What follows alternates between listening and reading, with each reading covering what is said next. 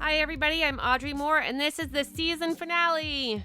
Season finale. Surprise! Episode number 17. Sorry, you guys. We're going to take a break. We're going to take a nice, solid break. It's a lot of work, this podcast, and I'm so happy to do it. But fall episodics are gearing up, and my show is premiering in a couple months, and so I got to take a break. It's not because I don't love you, though, because I love you so deeply. So I just wanted to say I'm going to come back. We're definitely have so much more in store for you. We're going to do headshot photographers, makeup artists. We're going to have a carpet stylist on, more series regulars. We're going to get some commercial casting directors in here, commercial session runners. We get some producers in here, film producers, managers, agents, the whole deal for you. But I do have one caveat, though. You guys, I need more reviews. I just need more reviews. So I'm going to come back. You know when I'm going to come back? I'm going to come back when I get 80 reviews total. Right now I have 45. I need 80. 80, you guys. I believe in you. I believe that you love this podcast so much that you are going to write a review if you haven't.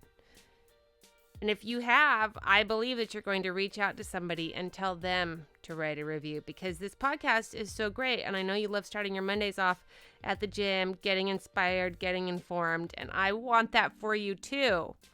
So you better write those reviews. Special thanks to Siobhan for her review on iTunes, and also to everyone who shared. Siobhan, that was a lovely message, and I really appreciate all of your feedback. So today we're going to talk to Amy Lyndon at the Lyndon Technique. Amy Lyndon is so fabulous. I send so many people to her. She's an actress, writer, director. She was a manager for a while. She is now currently an actress, filmmaker, creator, and she does coaching, career coaching, acting coaching. She has acting classes. She has a really solid audition technique guideline list that is an incredible cheat sheet that I use, that I give to other people, that they use, and it books jobs, which is really so great. So I am so inspired by this episode. I have to tell you, I listened to it and I was just like, I can't keep listening to this because I got to go do stuff. I'm so excited because she's really so inspirational. I've worked with Amy before. Just so you guys know, she did not approach me. I approached her. I'm just such a fan of her work. I don't get any kind of like cool kickback for any of this. I just was like, Amy, I love you. As you guys know, I'm so passionate about you guys not wasting your time and money. So if there's somebody that I know who knows what they're talking about, I send you to them.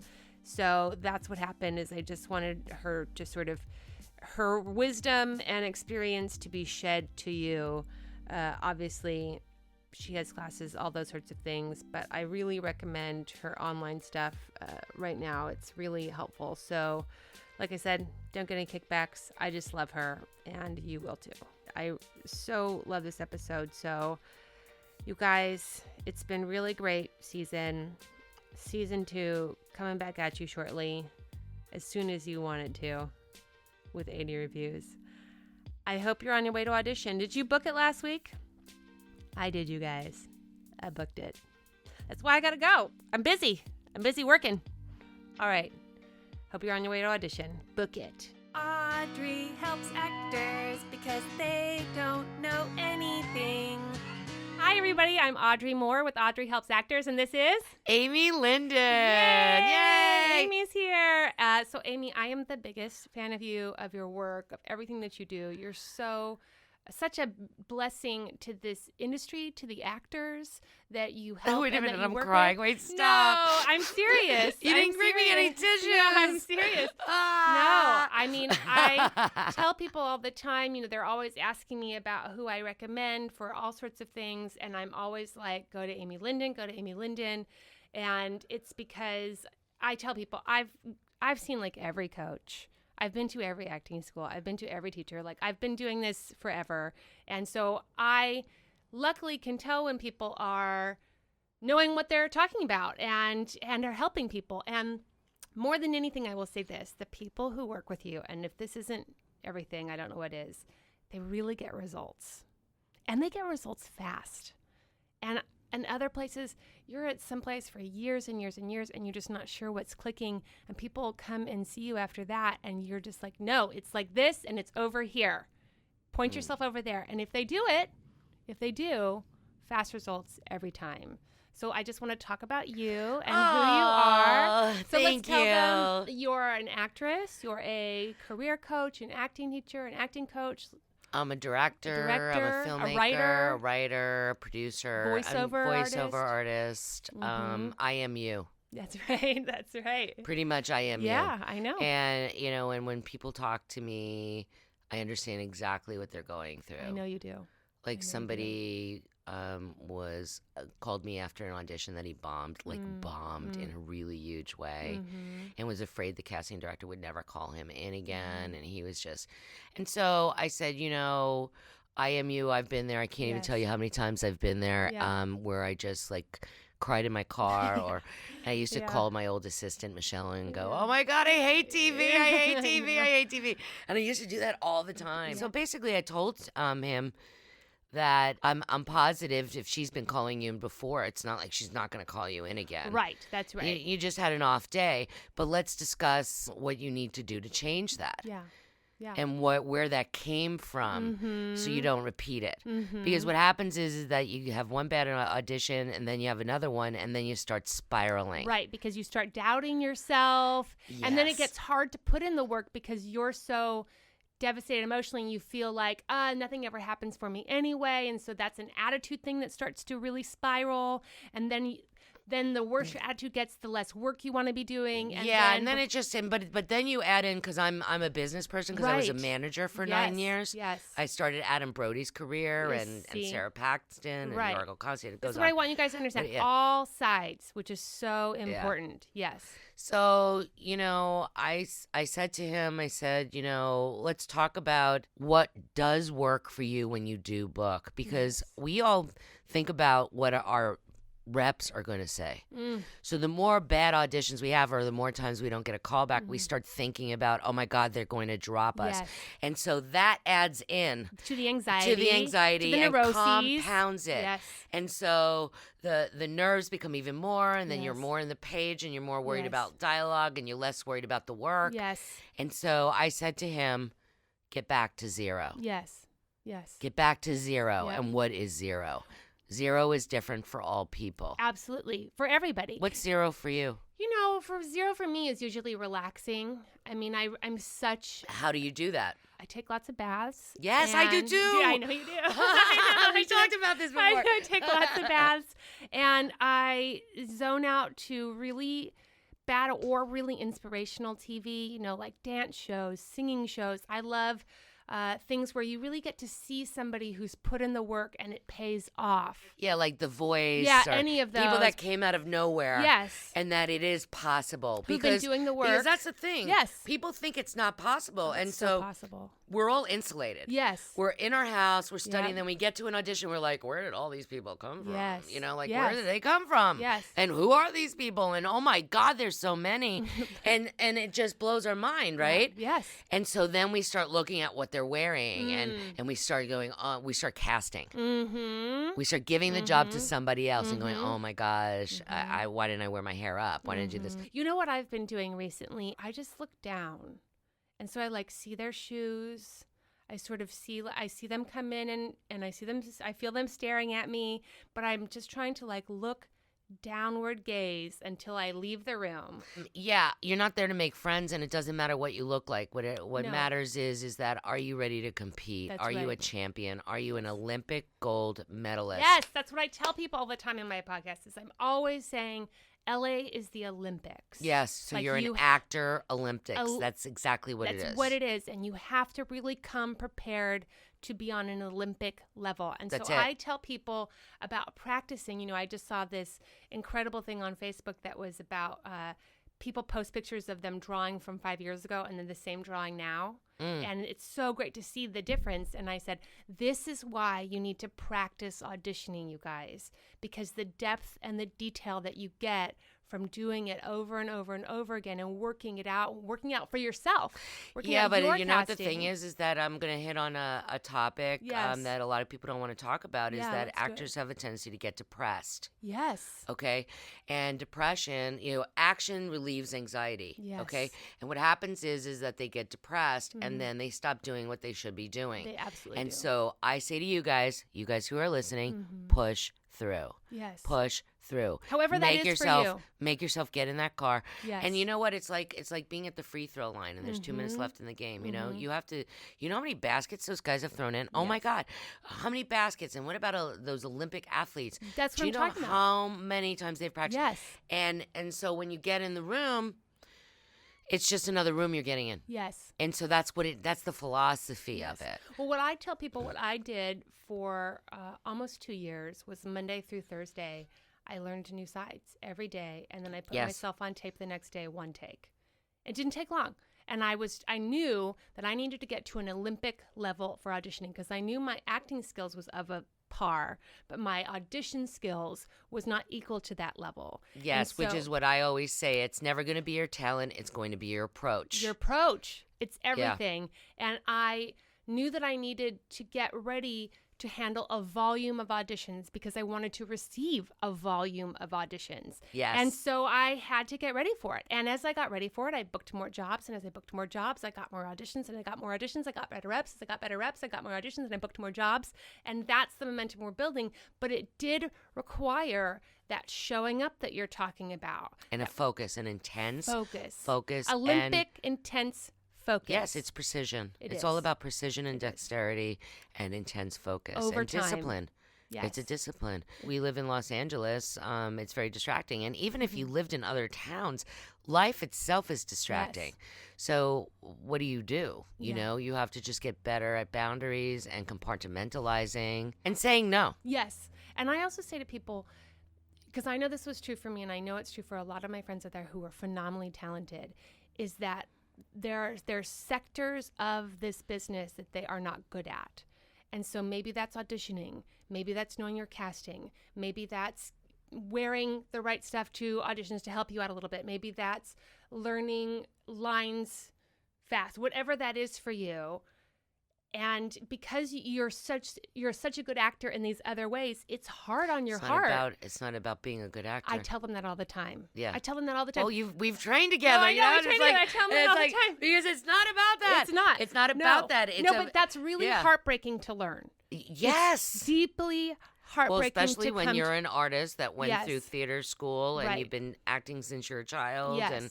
And all nobody these ever told you that. Have Nobody been selling told you that. You yes. that it's about acting. Well, because they need you back in their class. Right. Sorry, but that's true. It is true. It's true. For me, I don't want anybody back. Just I go know. out and book. I know that's my favorite Go thing. get an award and make sure you say my name and don't just say my acting coach along with your agent and manager. Right. Okay? Yes, that's right. Okay. That's right. That's right. But wait, Amy. Wait. I have to interrupt you. We interrupt your regularly scheduled program to bring you shit you didn't know about your union. Today on Shit You Don't Know About Your Union, we are talking about a SAG-AFTRA scholarship. Did you guys know about this? This comes to me from Estella Garcia. She says, "Hey girl, a friend just told me her daughter received a $5,000 scholarship for college from SAG-AFTRA that she qualified for by having SAG-AFTRA parents. She was telling me they also offer scholarships for people in the union so that they can go back to school. I thought that was interesting. I had no idea. How great is that, you guys? So if you are a member of this union and you are thinking about going back to school, or you have kids that are about school age, then I want you to keep that in mind. Go research it. Get that union money, you guys. It's yours. Get it." And now back to your regularly scheduled program. I do want to talk about the many different things that you offer. So you do coaching, Let's talk Yeah, I about just that. did a pilot boot camp, which was really awesome. Great. It was the pilot of the pilot boot camp. Oh, yes. And it came out amazing. Great. So I'm always creating something really innovative for actors to learn. But what I have is an ongoing advanced class on Monday and Wednesday nights. Yes. Where you get the sides and you have to book it on the first take using my technique. And here's what I want to say to you guys about this particular class is that I've done this class. I have friends who've done this class, and it really is a game changer. And what really became clear to me was how you could see that just because somebody did maybe the better audition didn't mean they got the part. Because we were looking at like who tells this story the best. And sometimes the person who tells the story but messed up some lines or whatever is still the person you're going to give the job to. Exactly. That's why, don't let getting that dialogue right throw you. Do not. And that's, I think, one of the biggest problems that my students have. Particularly because everyone comes from theater. And what I try to tell people is like when you come from theater and you're working with Arthur Miller, like you are working on a masterpiece, and there is truth to honoring that material. There Yeah, but absolutely you have 3 is. months during rehearsal to get Not that only right. that, he took 2 years to write it. Exactly. He took 2 years in the Hamptons with a group of the best actors of his generation to write that work. And you guys, if you don't know who Arthur Miller is, go out and figure that one out, because yes, he's the best. But all of these masters of the writing craft, and you're working on them and you're used to them, and then your acting teachers in college are like word for word, and then the stage managers circle every single if and of and the that you get wrong.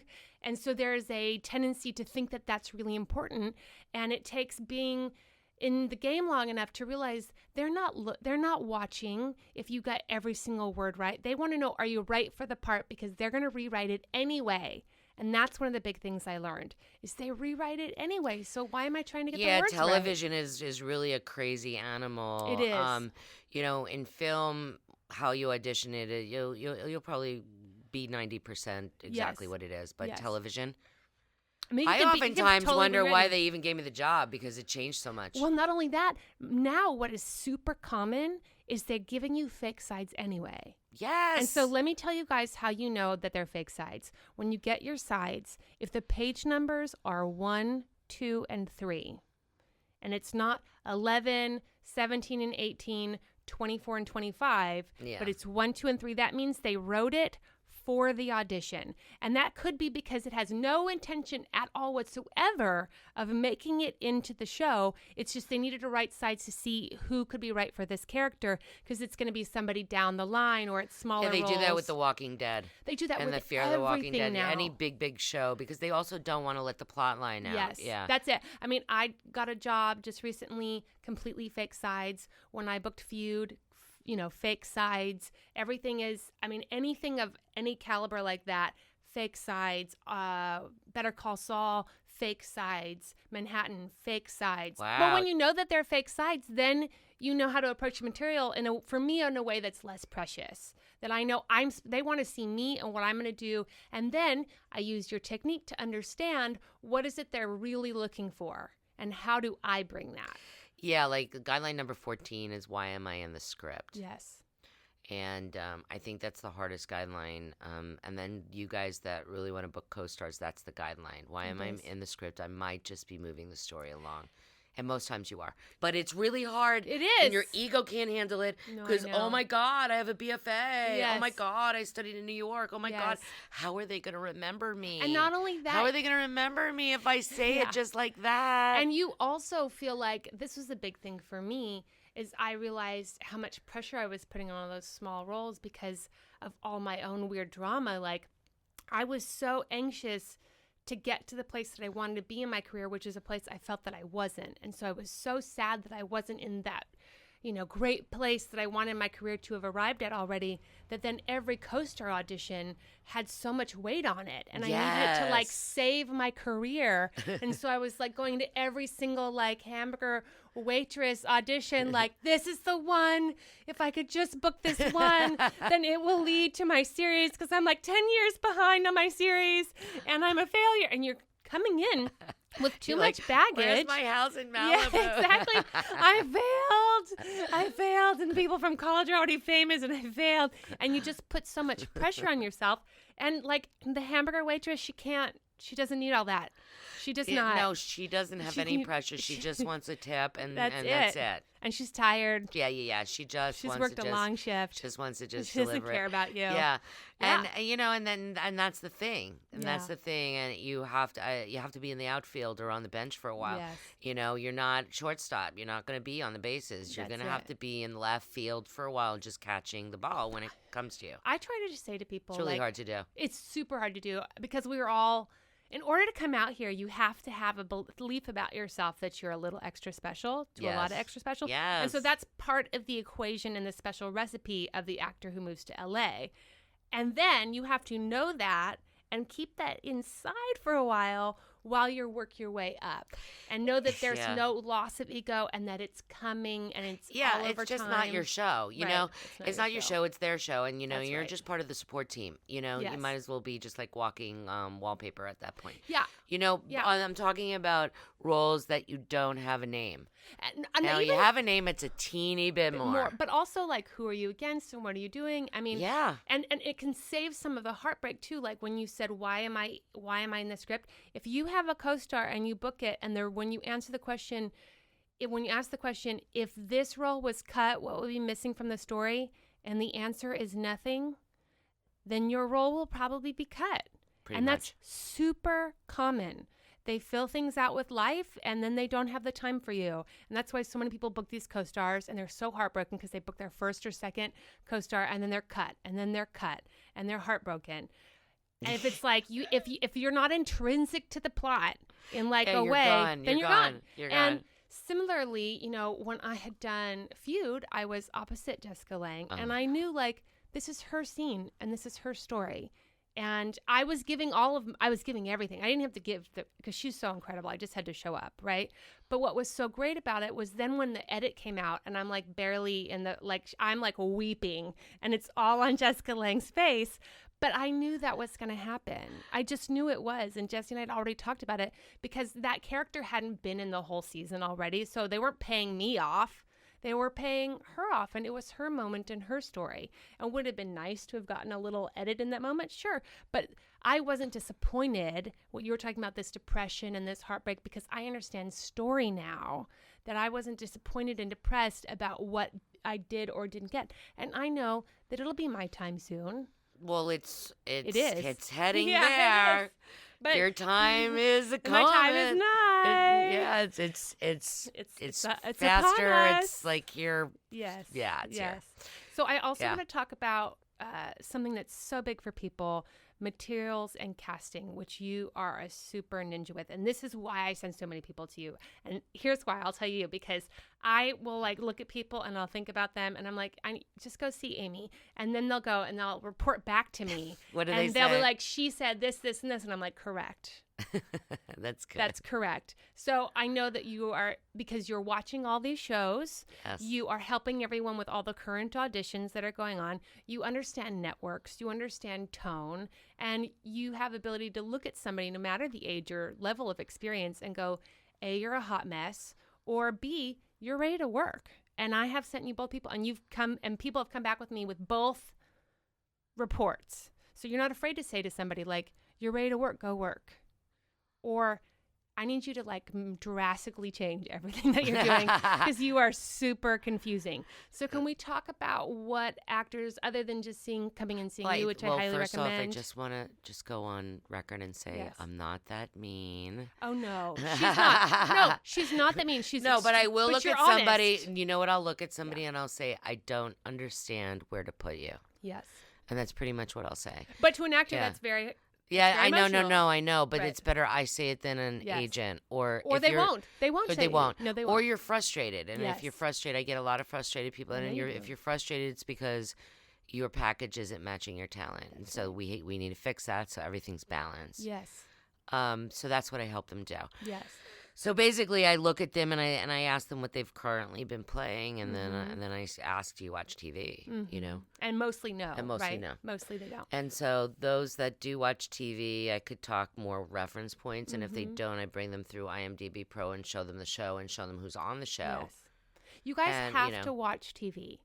You have no, to do it. it's part of your job. It's we've done episodes already about the business of acting, and it's like if you were a dentist, you would know about dental surgery and you would be watching videos of people performing things. Like you would be reading the books. You go to things. When you're a hairstylist, even if you've been a hairstylist for years, you're still going to hair demonstrations and hair shows, and you're watching them and you're looking at the newest scissors and the newest Let trends. me add on that. Yeah. Let me add on that. Please. If you don't look like you're on the show and act like you're on the show, you're not going to be on the show. It's and just it's just so you could be a simple. great actor, but not Yes. for their show. And then they would never see that you're this great actor because you Yes. don't understand their show. So if they keep calling you in, guys, that means you're good, but you're not good for their show. It's not their job to figure it out. It's your job to Right. figure it out. Jesse, one time I did sides for some workshop, and it was for NCIS, and they gave it to you in advance, and I had worked on it, and I was like, I don't feel like you think it's good. I feel like you're not interested. I feel like I'm doing a terrible job, and you think I'm terrible and stupid. And he goes, you're not in the military. I never would believe you in the military. Nothing about you says military. Like, there's nothing about you that I would ever put in the world of the military. Oh my God, ever. he went on. And, Okay, you got it. Okay, I got it. Okay, I got it. I'm not in the military. Holy and I was crap. like, oh. So sure enough, I did the workshop, and I was trying so hard to like just deliver the scene and all these things. I do the first line. I'm not doing anything, and the whole room erupts in laughter. Oh no. And he says, Audrey, I know that you can do comedy. And I'm like, listen, I wasn't trying to be funny, but it's just essence, right? And we're talking about essence. We're talking about casting. Yes. It's like, you can look at somebody and say, okay, what essence income level do you have? Oh, that's my favorite. I mean, you could look at somebody and you could say, well, no matter how much money that you have, if you look like you're white trash, you're white trash. I'm Yes. sorry. So Yes. so own it. And Yeah. so if let's say if you're going out for those upper class, you would have to really study and change your look to look a lot more like an Aaron Sorkin show. Yes. Okay? Like West Wing, like any one of those shows. Ivy and League. you would need to do that. Yes. To even come close to booking it because you're working against your essence. If your essence is Trailer Park. That's right. Right? That's right. Yep. Years ago when I made my movie Odessa, it was down to, believe it or not, Yolanda King and this other woman who had a resume like crazy from the theater. Now when she came in, she looked like the part, but Yolanda King had the essence of the part. Yeah. And so in my mind, as I wrote it, and all you writers out there, you know what I'm talking about. They live in your mind for a long time, these characters, and so when it comes to the casting process, you see them and you have an idea of what they need to look like. But you also have an idea of what you need them to feel like. Yes. Okay? So I had two different actors come in, and one was Dr. Martin Luther King Jr.'s daughter, Yolanda King. And you would think, like, Amy, don't be an idiot, give it to her right away. But there was this other woman who had the look of what I wanted. In your mind when you in were my writing. mind what I wanted. Now this is film. So if this was television, the woman with the look would have gotten the job. That's right. But since it was film, I gave it to the woman with the essence. And so can you just So you guys tell really people need to about- understand that. Yes, because I want them to understand So I why gave it to that Yolanda is. King. Great. Because, well, first off, her pain was already inherent within her. She didn't need to play it, and so it was already there. Within the essence of who she was as a person, as a character, as a being. And part of it, the difference between the film and television as far as why the look matters more in television versus in film is because of what I talked to about with you guys, which I think is something you said, which was a quick read. In television, you don't have the time. Yeah, we have to cut to commercial. Yeah, and we don't have the time to develop you. Yeah, and, no, and yeah, follow we got to you get it. around It's very Snapchat. and like learn who you are. Yeah. It's like Yeah. you need to read lawyer if you're a lawyer. Yeah, just immediately. Immediately. Just not even a question. Not even a question. And that has to be in the way you dress, in the way you speak, in the way you hold yourself. Yeah, the way you sit, the way you All walk, of it. even the way you walk in the room. And that's why Yeah. so much of those roles that you get in the beginning are like, I don't know, she's a barista and I am a barista. And you're like, Mama, but I don't want to just be a barista because I do that all day. But it's like, no. No, you better be. You better be, because you're a snarky barista anyway. And so you got snarky barista. Yeah, because you got to look at yourself as a piece to the puzzle. Okay, Yes. so they already have the puzzle, which is the whole story. Yes. And you're that tiny piece, okay? Right, right. Until you become a bigger piece. And Yeah. also, I would say, when I tell people like about your casting too, when you're thinking about television versus film and all those sorts of things, it's like, do people want to hang out with you for 22 episodes? Exactly. I say that all the time. What's your likability factor? Am I going to care about you Yes. every week? Are you a person that when you come into a party, everyone's like, yay, so-and-so is here because they want to like hang out with you?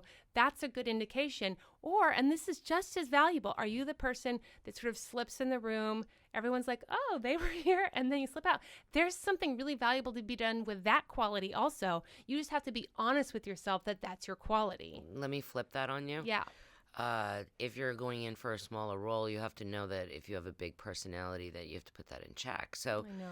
it's really, and I had to learn that. Me you know. too. I Really? it kills me. We both, I know, I want to die. I do. Okay, so, and then just the opposite, you know? I mean, Yeah. I train people for series regulars and leads and stars. Yes. That's you what I do. train them for. Yes. They book a lot of co-stars to along the way, Mhm. but I train them for that. Yeah, if you guys don't know about her long list of series regulars, just go to her website because it's just an ever-expanding list of series regulars. I'm really proud of those guys. Well, you should be because you helped them. I have an Emmy winner too. Oh, see? Yeah. Let's get going. Yeah, and an Imogen winner. Just thought I'd throw So that in there. La la. La la. But no, it's And real. you know what? And they all, I got to tell you what they all share, because they all share a certain something.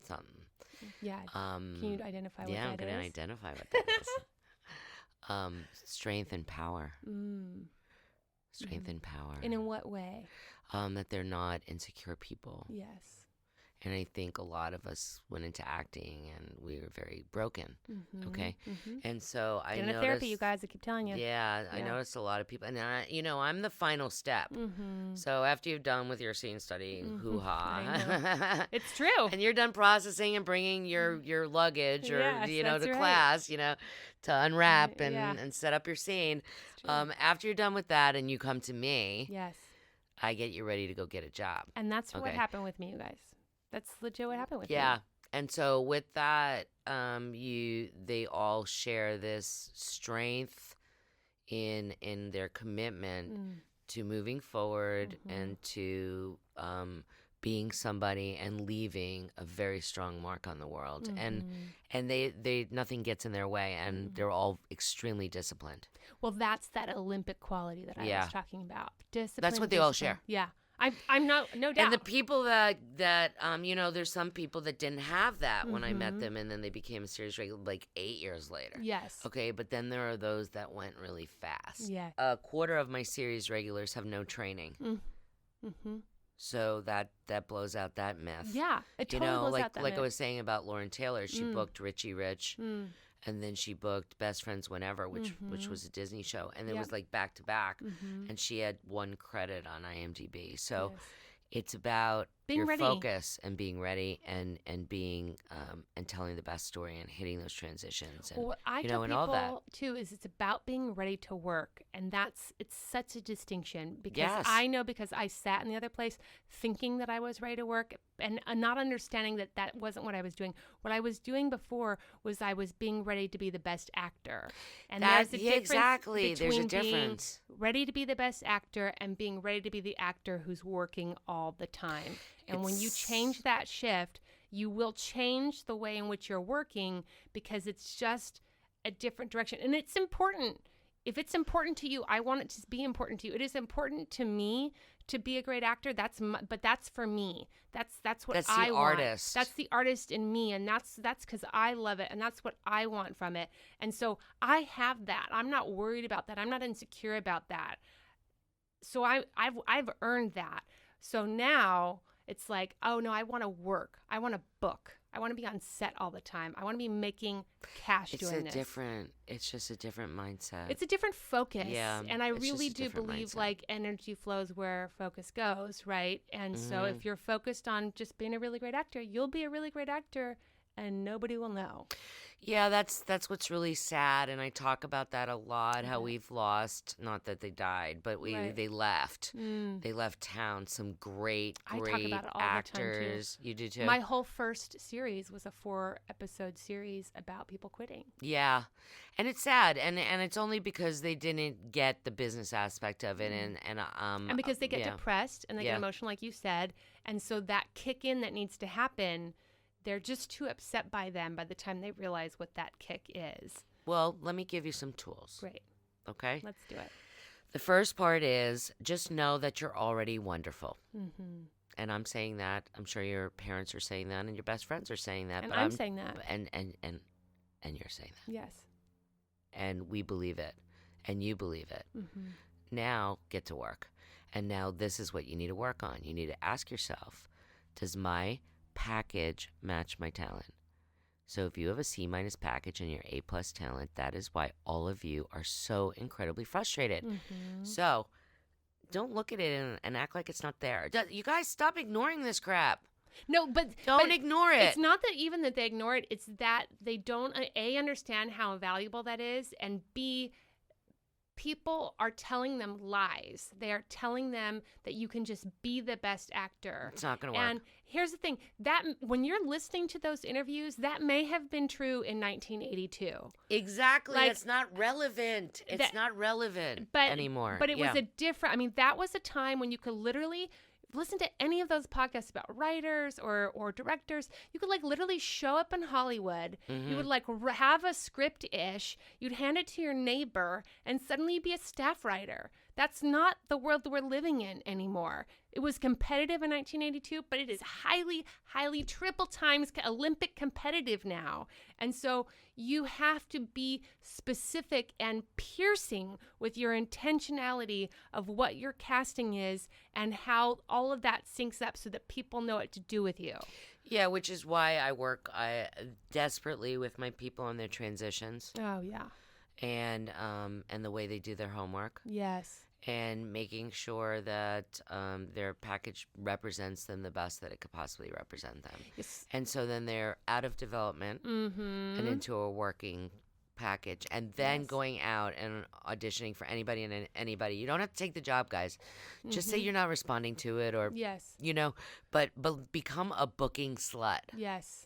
Yes. Can you say that with me? Ready? 1, 2, 3. Become a booking slut. Slut it up. Slutty. Slut it up. But wait, Amy. Wait. I have to interrupt you. Help me. I need some help. And now it's time for listener questions. I'm so scared. All right, listener questions. Today we are going to do 2 questions. We're getting a lot of requests for reels. I did my episode last week. I talked about Jesse and how he's not available for that, but I got another request about that, so I'm just going to read it to you. She says, Audrey, I need a refresh. My footage is just plain not enough for my casting, and I spent nearly $2,000 last time shooting a couple scenes that ended up being mostly unusable. Anyway, you said Jesse was not able to be into that after all anymore. I really need help in this department. I thought I'd start with you and see if there are other $3,000 reel options out there. Listen, I'm sure there are plenty of people who would happily charge you $3,000 to give you some footage. I don't have any faith that it's going to be good or valuable. I know that it's hard, you guys. The footage game is so real, especially because it really makes a difference about the quality of rooms that you get into and the quality of agents that you get. I am hopeful and optimistic that you guys are going to do what you need to do to be making your connections, to be finding those filmmakers, writing scenes, getting footage made. I have been creating and shooting my own footage for 8 years now. So that is a lengthy process that I have done of trial and error. And I just can't really be like, here's how you do it in this listener question. We'll do an episode when I come back after you guys write those reviews, and I'll talk to you about putting together footage and some things that I have learned. Okay. Also, she said that she heard that I had said the New Mexico episode that Asians were needed. That's true. I do want to reiterate that if you can't live in New Mexico, that's okay. You do have to be able to fly out at like a moment's notice and fly back though. And I don't mean like kind of like a moment's notice. I mean like just like here you get the audition at like 7 and you need to be there at 11 tomorrow. Luckily there's tons of nonstop flights on Southwest. You can earn your points. So if you are thinking about moving to New Mexico or you're thinking about getting into that market and auditioning, that's great. The agencies that you want to look for, I know the O Agency and Mitchell Talent and Associates are the two that I'm most familiar with. So good luck. And just a final note on the reel situation, we're looking for somebody that is worth their salt, who knows how to shoot reels, edit them, put it together. So if you are somebody or you know somebody who you think is good, send them my way, send me some footage, send me to their website, and I will happily look it over. And if they're good, I would love nothing more than to recommend them forward to you guys because, it's an important part of this business. Our experience just so far is that anyone who's really qualified to do it is working and isn't going to make enough money from your pocket to make it worth their time. But if there is, you just give me a shout out. AudreyHelpsActors@gmail.com. One more question from another person. This came from Ashley, you guys. She's embarrassed by it. But here we go. There's a program. She wants to know, I shot an episode of Criminal Minds Beyond Borders. How do I get this footage? So there's a program. I don't know if it's legal, but any editor worth their salt can have creative ways to rip things off of iTunes and put it in your reel. So if you don't know how to do that, that's reasonable. But then what you need to do is you need to find an editor who knows what they're doing, and they can do that for you. All right. Good luck, you guys. Please send us your listener questions while we are on break. And don't forget those reviews. And now back to your regularly scheduled program. So what can actors do aside from just coming and seeing you? Because I have a hard time answering this question, so that they can get clear about their casting. I have a couple of tips and maybe you can add on. I say track what you actually are auditioning for versus who's booking it. I also say watch television. And I also say you have to get honest, not just with who you are, but who you are in comparison to the country. Because I think if you're looking at it like a national scale, I always tell people, I grew up in New Mexico, which is devastated in poverty. And I had like a $4,000 car that my grandma and my dad split to buy me. So I thought I was like upper middle class. No joke, you guys. And then I went to college. Nobody went to college. And I went out of state to college. Nobody went out of state to college. And so I thought I was like so educated, but I went to like acting college, like I learned Shakespeare. And I came out here for years thinking I was like so sophisticated and like upper crest and all these things. But that's because compared to where I was from, I was those things. But compared to a national level, I don't rate on that level. Nothing about me is posh. You mean there's people outside of this room? Yeah, that's right. That's right. And so, but it takes a lot of real confront. And I have several stories of people who've gone and seen you and you've been like, this is your casting. And then they've come to see me and I'm like, yes, that's sure. Conversations where I have to have with people like, you're not a leading man. You're a character actor. Let me just dispel all this stuff. Okay, great. The biggest thing is that if you're a model and under 18, yes, then you're a lead. Everybody else are character. I'm sorry, guys. Everybody's character. Okay, good. So it's like, why even go there? Yes. There's no like this ingenue thing anymore. There's not. Everybody's so character. True. And That's if you true. look at all the people winning major awards, they're all character leads. Yes, that's true. So embrace your character. Mm-hmm. Know what your character is and see what Anna I call that Kendrick. Cherry on top. How can you apply that? Yes, that's right. To what's special about you. do the work that the writer's asking you to do, filter it through you, and once you've figured that out and you find where all those emotions are, don't forget to show up. And that's the final. But you have to know what all that is. You do. So you have a really important technique sheet that I use that I love. Do you want to talk about that at all? Without giving it all away, but just no. I mean, we've talked about a couple of the guidelines, and this is it's not a secret. It's at the University of Kansas now. Oh, I mean, it's not a secret. The technique's not a secret. It's all over the world, and I'll tell you what's great about it is that I don't need to be with you, That's right. So I make all of you guys self-sufficient. I'm not. I always hated when acting coaches or teachers made you feel like you were less than unless you were with them. Yes. I don't want you with me. Yes. I want you to go out and get a job and not be with me. Yes. Go home and do your work. Yeah. But when you are with me, I'm going to be on you. Yes. Just like a skating coach would be on you. I'm just going to be on you.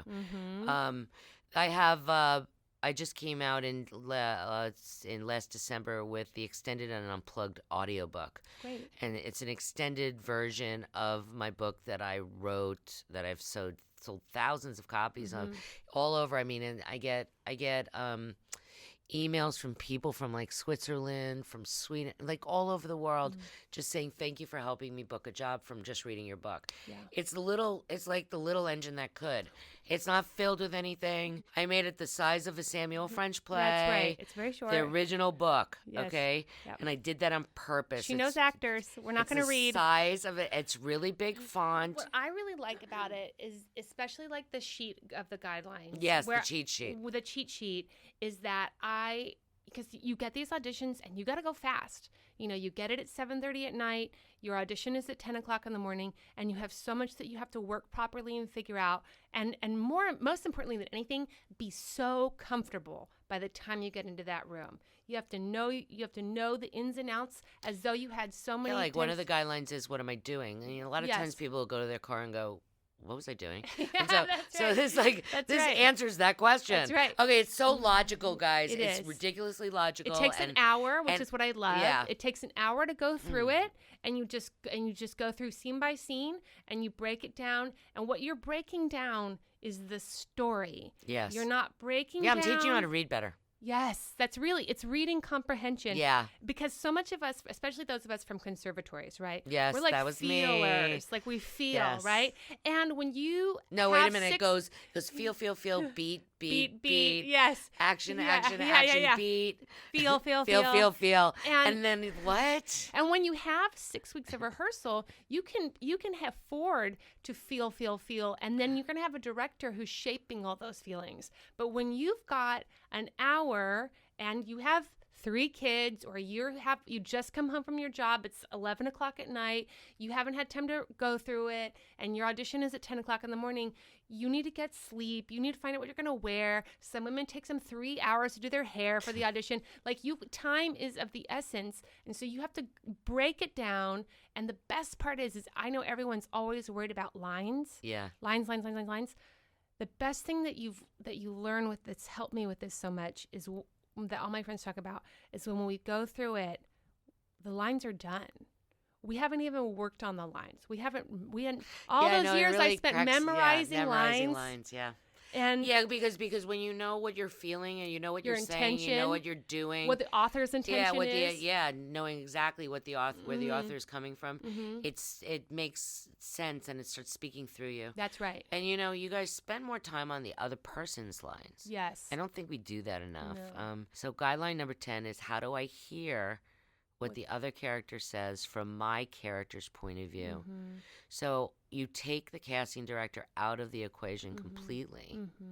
And then there's the who am I relating to, and making sure who. Then there's a person in front of you. Who is that person? Yeah. Instead of just a casting director sitting there reading a line who's like hungry. Who is that person? Yeah, they are really the character delivering their point of view to you based on the story. And here's what I can also say that's helpful too.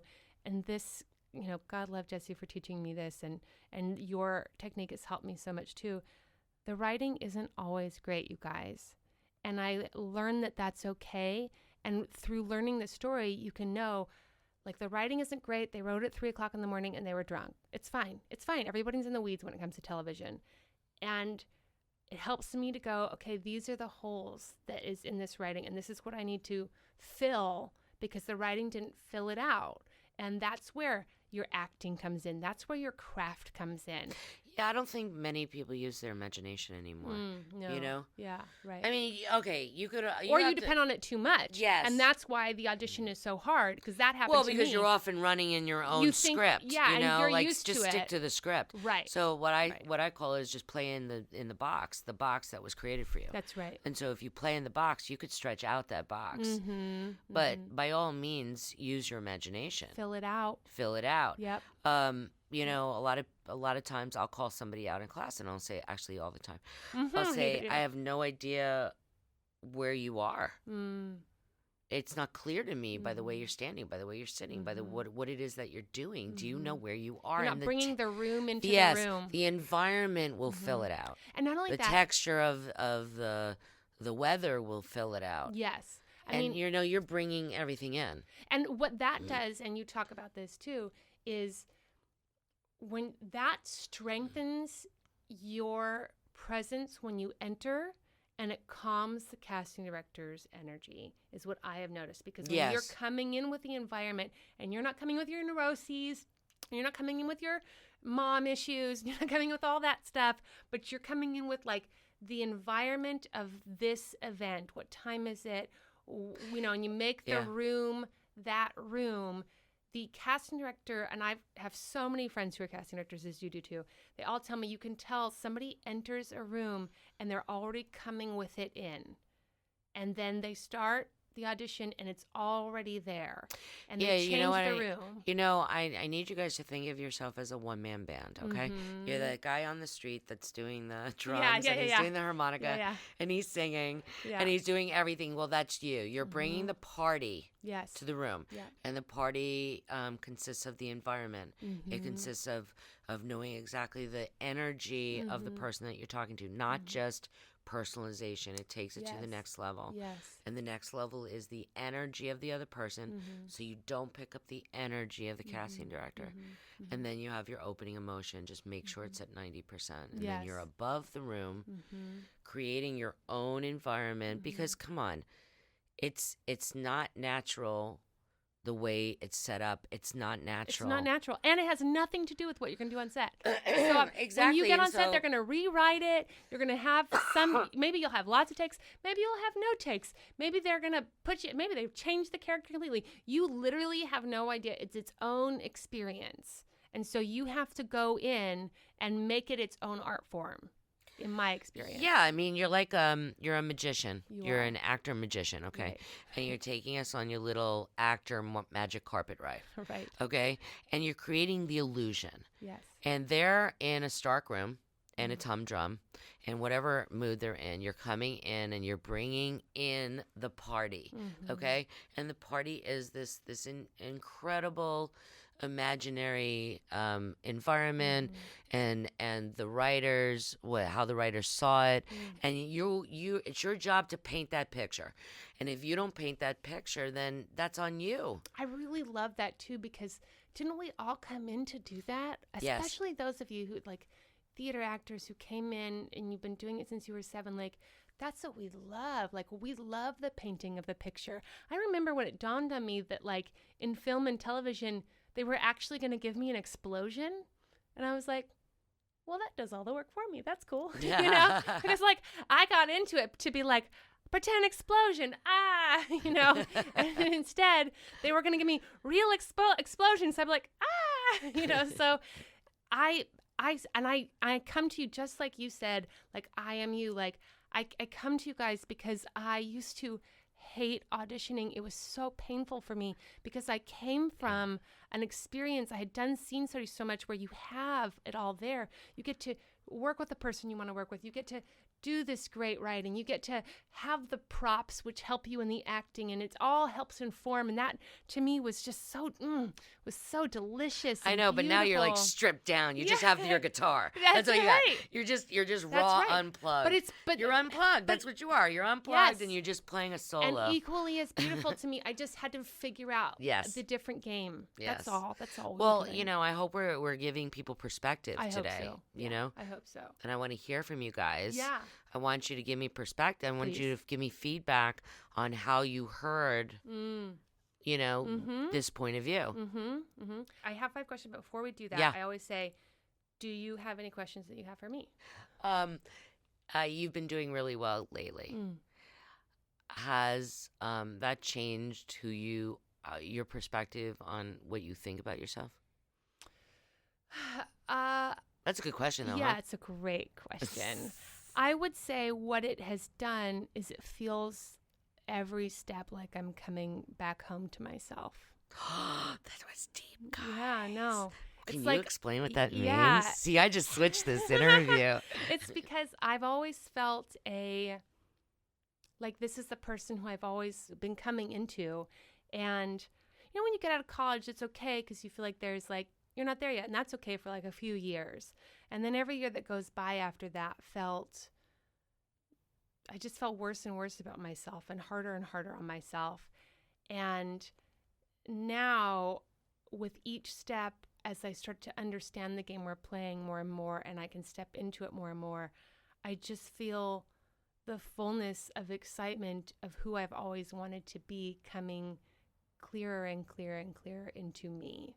Which is really great. I love that. Yeah. I love that. And you guys, it could happen for you too. Well, I only say it beautiful. Absolutely can because I love it. I mean, when I came to you, I think I was weeping the whole time. I hadn't done television and I don't think I booked a television job yet. I was just devastated. Yeah, you were kind of all over the place. I was definitely all over the place. Which is true for a lot of theater actors. You're just kind of all over the place because it's a different animal. It's just a different thing, yeah. And I would say the other thing that's been really cool is now knowing also the game now is a little bit more interesting in the collaboration part of it. Like when I go to auditions now, I have realized recently that I'm no longer in the place of and Audrey, do it like this. And I'm like, yes, ma'am, I will do it like this.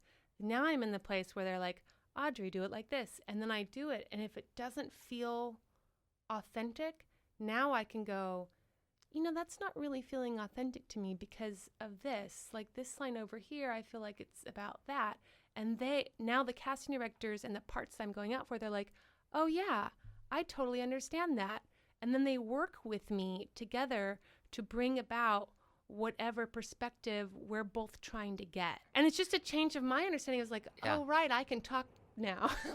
Exactly. I can collaborate now because I've earned that right now to say I know what I'm doing, which I did, but but the resume needs matches to say it. Yeah, what you're saying about it all matching, right? Yeah, the resume just needs to say, and then if you guys could feel like that they should be privileged that you came, yes, I think you'll get there faster. I think so too. It's a hard switch. It is a hard even switch. If your resume doesn't say it, guys, but don't talk back yet. Just give it a little bit. Yeah. But coming in with that.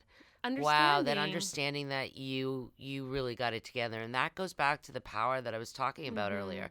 Mm-hmm. The power comes in the understanding that you belong. Yes. And that you have something to share and that you are of value. What I always tell people is don't let the fact that there are many people in this business ever for a second devalue the fact that you are also in this business. Yes, that's right. You are and don't qualify. Don't qualify.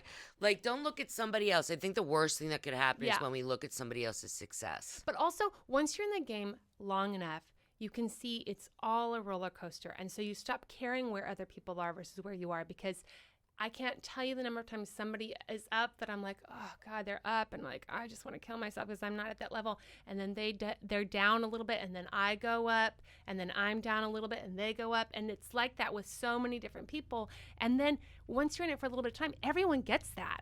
And so then nobody's like, oh, Audrey, she's really off her rocker. Like, she can't book a job. It's like, oh, Audrey's had a harder year this year. No worries. Audrey have a great year. Like, nobody's worried about Audrey. Like, that starts to become everyone's reality once you're in it a little bit. You have a little bit more mileage in the game.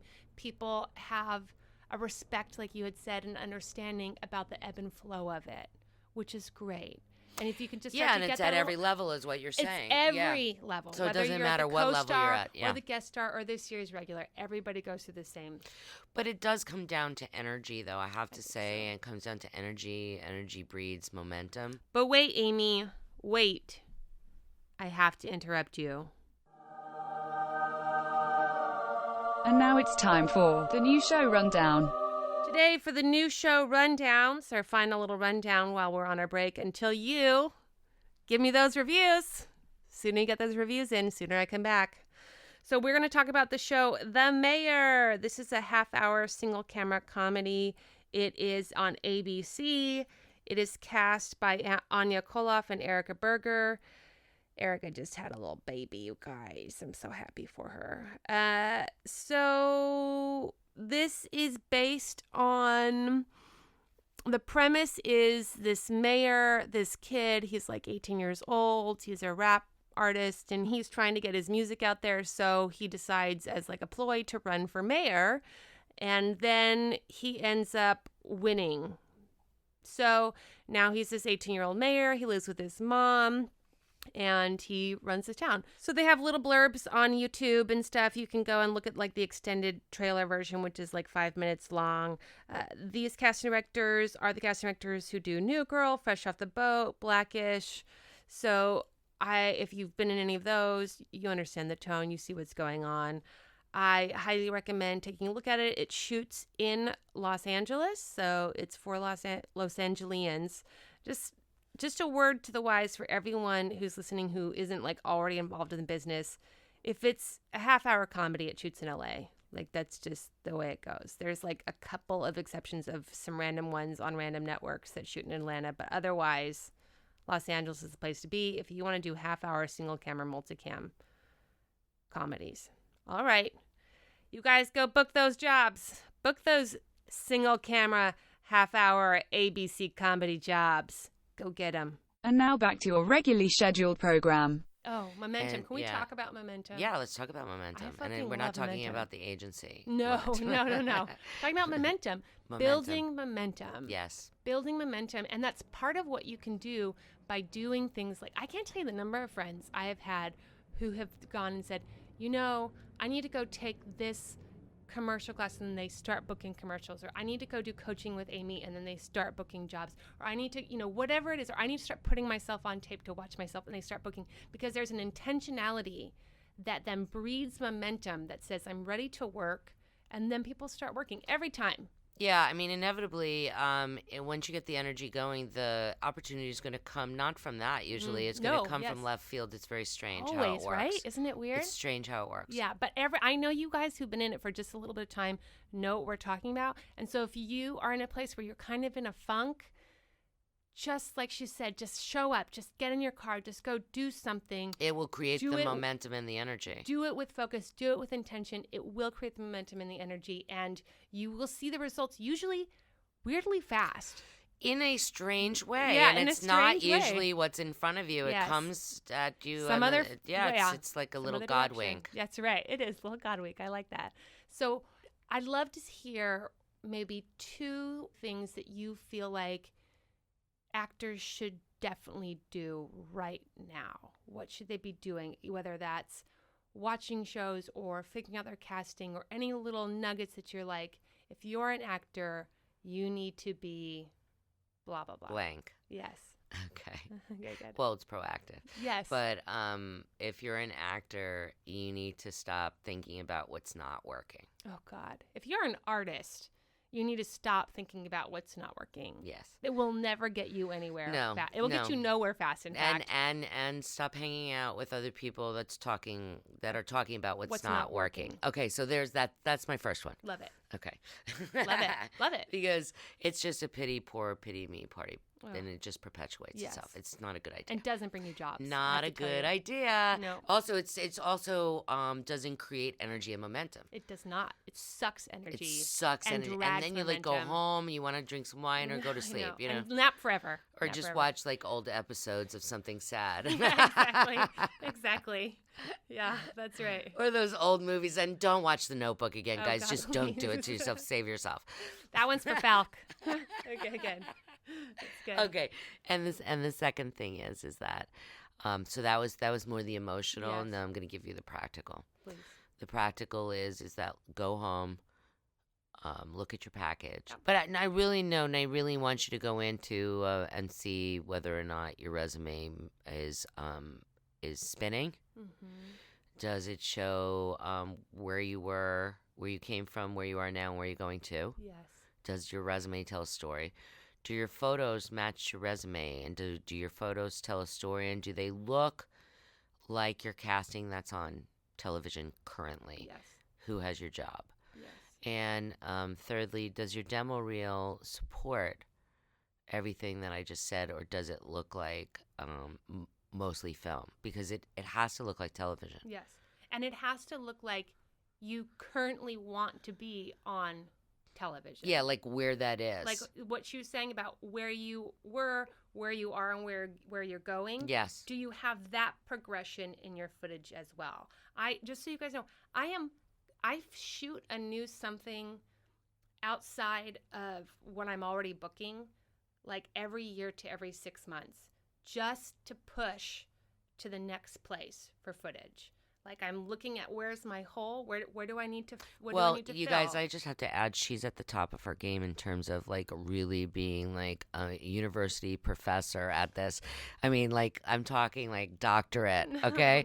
Because she's so on it. Yeah. I mean, so she's the one to listen to in terms of being on it. Yeah. Get on it. Get on And it. everything she tells you, just do, because Yeah. she is on it like triple, quadruple. What is the best part about this business for you? What's the best part? The best part is seeing, okay, I'm going to cry. Aw. Is seeing the faces of the people in my life, and when the light goes on, and how happy that they are, and how fulfilled they feel, and that they see that there is hope and there's a future for them.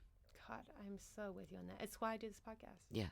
It's why I do this podcast because like you and I have it's said, exactly. See, I'm crying now. no, I'm with you because Yeah. as you and I have That's said, like where it is for me. we've been there, Yeah. and so we know the pain that people feel.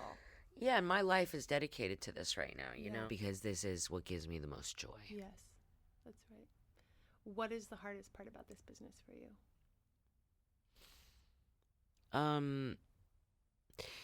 Accepting that they're not really I don't see my type on television. Jesse would argue with you on that. Well, you know, fortunately I am at a place in my life where people think of me, Yeah. you know, and like I turned down an audition. I don't want to there's certain things that I just don't want to play anymore. Yeah. Right? Wouldn't you agree? Oh, I totally understand. And I have Yeah. so much of it on my reel as it is. It's just These not very helping you dark people. Yes.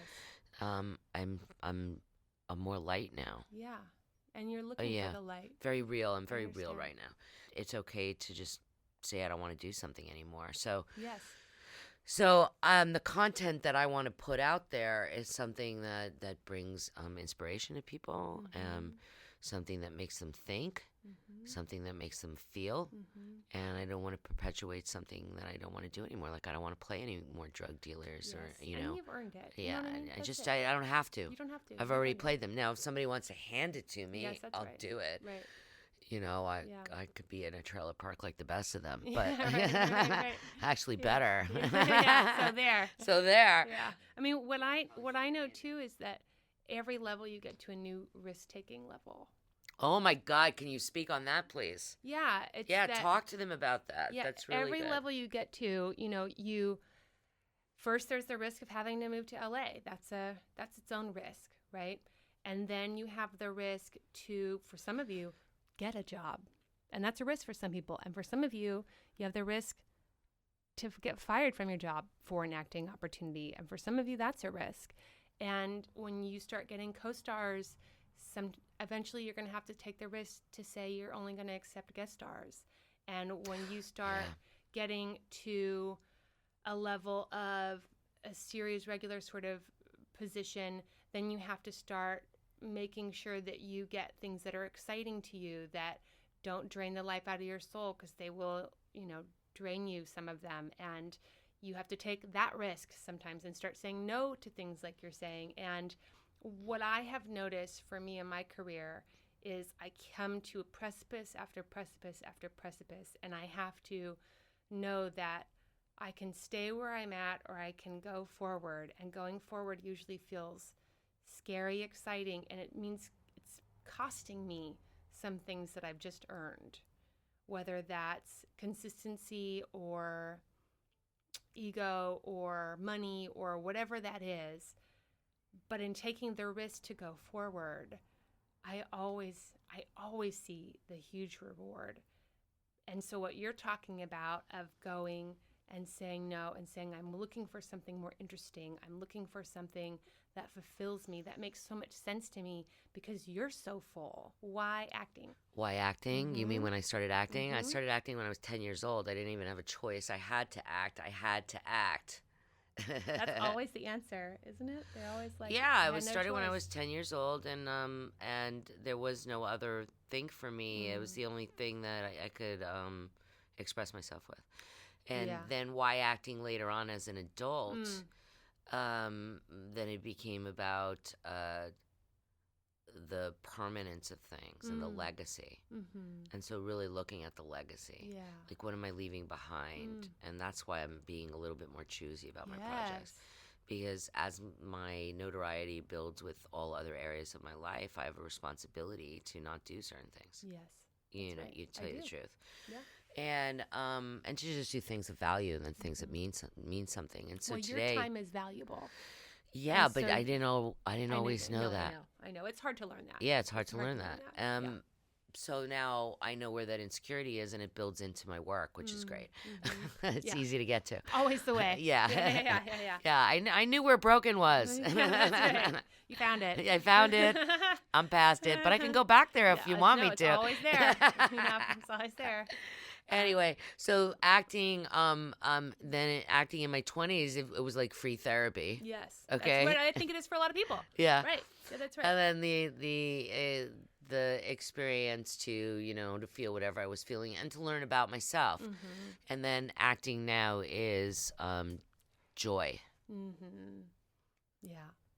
What do you wish somebody had managed to teach you or get you to understand when you were just a wee babe thinking about entering this business? Gosh, these are good questions. Oh, God. I have the answer. Okay, good. That you're not going to be a wee babe for long. That's a good one. That is a good one. And that there's a lot of things I would have done less of, and there's a lot of things I would have done more of. And that time is of the essence, and it goes by fast. And that I would have taken more advantage of being that wee babe at that time.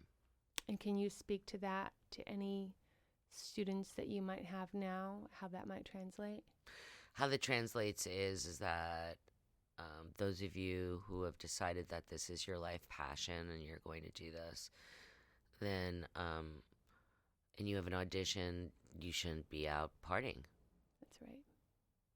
And you know what I mean? And stay away from the people that are keeping you from that dream. I just want to say to you guys how big that is. For those of you who are maybe listening to this podcast for the first time because you're Amy fans and whatever the circumstance may be, when you go back and you listen to all of them, the very common answer is just that, is focus, drink less, party less, show up more, because it's a sexy town and a sexy business, and you're lost. It's very seductive. It's so seductive. And you're lost and you're emotional and you're all these, and you have this ego because people think you're special, and you have all this stuff and you're not focusing. And if you thought of it like an Olympic athlete, then you would know if you wanted to be just qualifying for the Olympics, not even trying to get the gold, but qualifying for the Olympics, you know, like, you got to focus, you got to work hard, you got to stay on track, and that the people who aren't supporting you in that are not there to help you along that path. And you want to surround yourself with the coaches, with the friends, with the people who want to see you ride. And listen, not everyone wants to see you ride. Not everyone does. And you have to face those people too. And it's real. So if you need help focusing, ask for it. Show up to class. Tell people you need help focusing. Do whatever you got to do if this is, like you're saying, something that's you've decided is it for you. Yeah, and you're right in the people that you surround yourself with. It's everything. It's everything. It's everything. And so I think I would have, I've had some just really bad stories when I was younger, of bad things that I did with great opportunities because I wasn't ready. That's right. And so success is when opportunity meets preparedness, and that is what that is.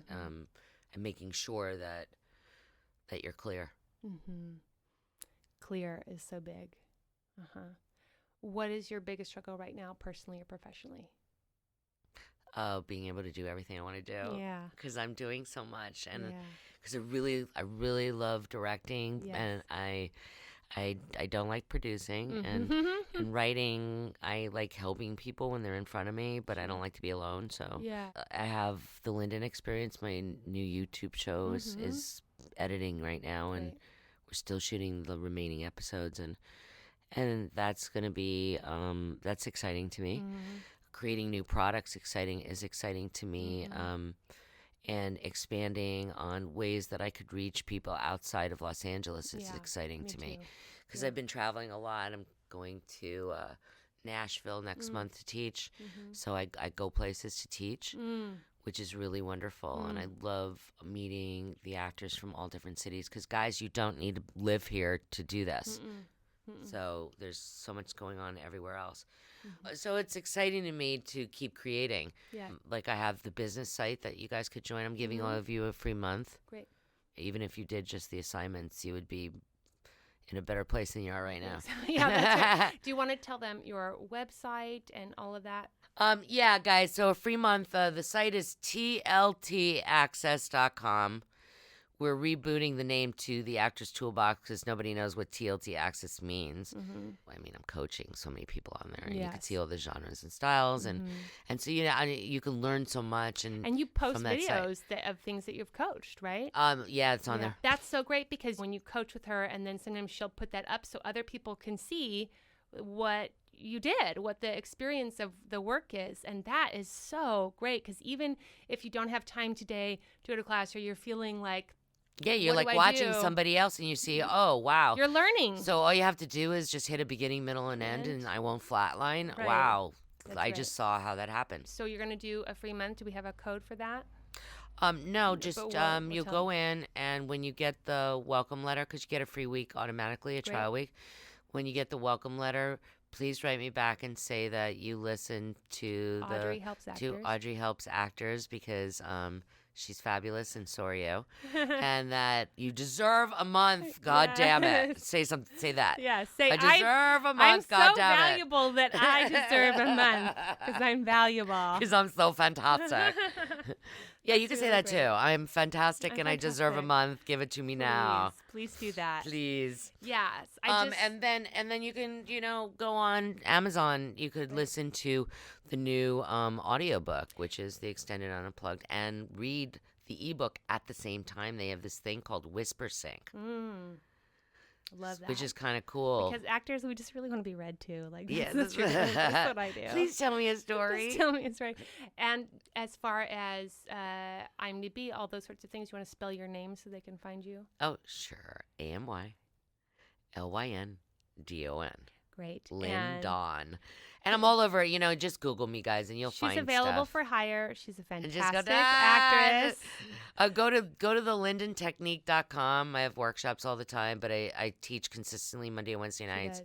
And I do career consults and all that on Tuesday, I really Thursday. recommend to those of you, too, I know a lot of people are burnt out on class, and I just want you to know this is a different class, but if you're burnt out on class, this is one of the things that I learned coming into this town that I was like, what? Is that people go to coaching and people have like set coaches, and they have like Jennifer Aniston, apparently the whole time she was on Friends, had a coach the entire time. And I used to be like, well, that's cheating. I was like, no, it's because they're so busy. They don't have time to direct you. So you got to work it out. And I have so many friends who've had so much success just coming and working size, not something they automatically have an audition for, but something that they are working on a casting category. If you just want to work on working, you don't necessarily want to be in a class right now, I so recommend that. I've done that. I know so many actors do that. It's really helpful. And then also the career coaching. Just get your shit in line, you guys. And But again, if because I have a waiting list right now, so it's really crazy, and people are starting to get mad at my assistant. Yes, don't get mad at Tracy. Tracy, because it's not her fault. She's amazing. She's just trying to do her job. But in the meantime, do all the homework on TLT Access. Great. And so then our career consultations and our package, because I send your package out to agents and managers when it's ready. Yes, that's right. If you're having a hard time finding representation, when it's ready. Amy does that too, but she knows people, and but you have to be ready. Not just does it have to be ready, you have to be ready. It all has to be ready. Yeah, just so like I get them together, and then I send it out, and then I help you with your interview, which is foolproof. Yes. I mean, I can't tell you the number of times, you guys, people have been like, Audrey, can you send me to your agents? And I'm like, do you have a reel?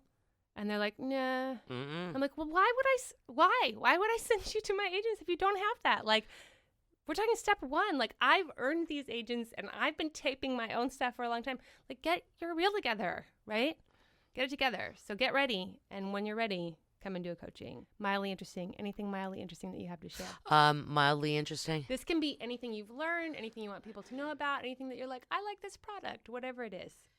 Something mildly interesting. Yeah, I really need a vacation. Okay, good. Yeah. She's got a wait list, but she really needs a vacation because of that wait list. It's good. Where do you want to go? I want to go back to Mexico. Oh, yes.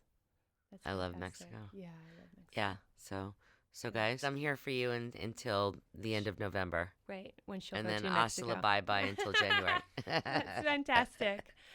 My mildly interesting, I want to talk to you guys about fake hair. I own wigs, you guys, and I use them. You have to get good ones. Where do you get them? What's a good place? I have a place on Ventura, just west of the 405, and everything's really affordable, and they're not mean to you, because some of the wig shops, they're mean to you. They like don't let you take pictures, and they don't want you to, because they don't want you to like go online and get cheaper, any of that. This place is like super affordable. The hair is great, and what's super great about it is, you know, sometimes I have auditions, and if I have like 3 in a day and I don't have the time to do my hair curly for this one and then plain for this one and then whatever for that one, and so I'll just do wig for the first one, hair back for the second one, and then go curl it for the third one. Oh my God, that's brilliant. How much are wigs? Why don't you give them an idea? They're so great. So I have like a short bob wig. Yes. They have to be real hair, you guys. And the reason it has to be real hair is because then when you book the job, you have to wear the wig to wardrobe. You have to wear it to set. And I've checked with hair and makeup people. Everyone does this all the time, but nobody tells anyone. Okay, so these pieces are always being used, and they're super used to it. But if you don't do real hair, then they can't style it, and they have to be able to style it. So real hair, the bob cost $100. A good bang piece, which I got, so that somebody like could cut so I can style it. Because sometimes, you know, girls who have curly hair, it takes forever for your bangs and the whole deal. So just go get a bang piece. The bang piece, I think, was like $40. I took it to my hairstylist, who was super skeptical. And then I put it on. She was like, oh my God, this is really great. And I was like, see? So if you are a person... You guys, do you see how she has covered everything? I told you she was a doctorate. She has a doctorate in this. But it's covered everything. It's so great. Just know it's an option. I have the places on my website, audreyhelpsactors.com, audreyhelpsactors.com. There's a wig store that I have posted on there if you want to go and take a look. It's super great, super affordable, and saves you time. All right, guys. I love you. Thank you so much, Amy. I love you. Thank you so much. I'm so excited for you and so grateful to you. Thank you so much. You got it. All right, guys. Don't forget your towel. next week on Audrey Helps Actors. I'll be shooting. I won't be here. La la la. Write your reviews. I did want to just leave you guys with something, though. I wanted to say, before I come back, the thing that I think is most important for you guys, and it's such a simple thing to do, and I know the actors are super grumpy about it. You have to put yourself on tape. You have to do self-tapes, you guys. You have to go find the sides on Showfax. For those of you who are new, showfax.com. You can just pull up sides, doesn't matter what city you're in. And I want you to learn sides in the evening, and then I want you to wake up the next morning and give yourself one take on your phone. And I want you to watch yourself. I want you to find your casting. I want you to see what works. It's really great if you can do things that have already shot and aired, because I want you to not watch what the person who booked it did. I want you to do it, and then I want you to watch what the person did. And it doesn't really matter if the casting is completely wrong for you, if the casting is right for you, because you're going to see what qualities you naturally bring to the camera. And that is what is so informative. And I want you to do it with a blazer on. I want you to do it with a weird shirt on. I want you to do it with like plain clothes. I want you to do it with different hair. I want you to do it with different makeup if you're a girl. I want you to just play around and find your zone. Find your casting, experiment, because you are going to be the best judge of that. You can keep going to other coaches and for people to tell you what your casting is. But guys, I didn't do anything that you can't do. All I did was do my own self-tapes, and I watched television. I learned sides, I taped them, I watched television. And what I would so love is if while I'm on break, if you guys would email me your self-tapes to audreyhelpsactors@gmail.com. Again, that's audreyhelpsactors@gmail.com. And if you want, I will post them on my Instagram page. And I'll be like, congrats to you for doing a self-tape. So glad. And you can tell me if you learned something about yourself, and I'll include that. And we can sort of all be in this together, because Olympics, you guys, it's the Olympics. You need to be training all the time. All right, you guys, special thanks to Amy Lyndon. I am so happy we managed to touch base before I go on break and before fall episodics really start getting in the push. I couldn't recommend this guideline little cheat sheet high enough. You guys go online, figure it out. It really helps you with reading comprehension. I can't tell you how great that is. And, that thing that she says about, booking jobs versus being a good actor, like, that's so big. I mean, when you put your focus on booking jobs, it really does shift people, I've noticed, and they really do start booking and gaining that momentum. So, love to you, Amy, and I'm really excited to come back, you guys. I'm just so excited to read all of your reviews. I'm just, gonna wake up in the morning. I'm just gonna check my podcast reviews, and I just love waking up and listening to them. It's so deeply validating. And you guys, I love validation. I love the sweet, sweet sounds of validation. All right, have a great fall episodic season. I will see you soon. My show, Godless, airs November 22nd. Yay! November 22nd. I'm going into auditions and fall episodics and publicity and, styling. I'm just so excited. It's all so much fun. So I can't wait to come back and tell you guys all about it. So November 22nd, Godless, watch it, Netflix. You can binge on it all Thanksgiving weekend. It's going to be great. But hopefully I'll be back before then, because you're going to write those reviews. The show is produced and edited by Jesse Lumen. He is a writer, director, producer, and virtual reality genius and wizard.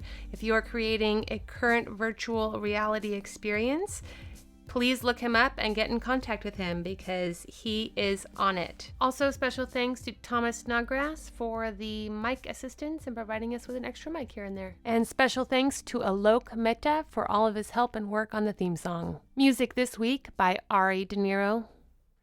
All right, you guys. I love you. I'll miss you. Don't forget your towel.